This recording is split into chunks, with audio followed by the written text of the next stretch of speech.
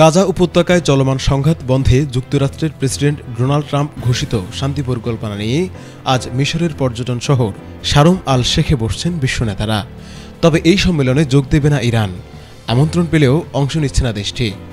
সামাজিক যোগাযোগ মাধ্যম এক্সে এক পোস্টে ইরানের পররাষ্ট্রমন্ত্রী আব্বাস আরাগচি জানান, মিশরের পর্যটন শহর শারম আল শেখের এই সম্মেলনে ইরানকে আমন্ত্রণ জানানো হলেও তিনি বা প্রেসিডেন্ট কেউই এমন প্রতিপক্ষের নেতাদের সঙ্গে বসতে পারেন না, যারা ইরানের জনগণের উপর হামলা চালিয়েছে, নিষেধাজ্ঞা দিয়েছে এবং হুমকি দিচ্ছে। চলতি বছরে ইরানের বিরুদ্ধে সামরিক অভিযান শুরু করেছে ইসরায়েল।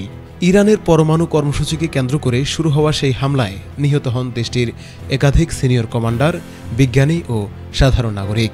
প্রতিশোধে ২৪ ঘণ্টারও কম সময়ের মধ্যে ইরান ক্ষেপণাস্ত্র ও ড্রোন হামলা চালায়। এরপর ট্রু প্রমিস 3 নামে ধারাবাহিক প্রতিশোধমূলক অভিযান শুরু করে দেশটি। দুই দেশের মধ্যে টানা ১২ দিন ধরে চলে রক্তক্ষয়ী সংঘাত। অবশেষে ২৪শে জুন যুদ্ধবিরতিতে সম্মত হয় উভয় পক্ষ। ইরানের পররাষ্ট্রমন্ত্রী আরও বলেন, গাজায় দখলদার ইসরায়েলের গণহত্যা বন্ধ ও সেনা প্রত্যাহারের যে কোনো উদ্যোগকে স্বাগত জানাবে তেহরান।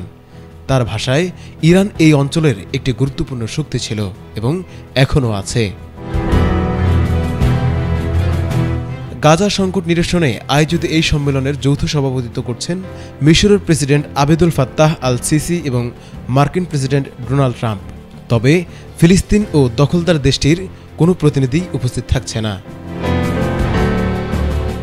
হাবিবুল্লাহ, এটিএন বাংলা, ঢাকা।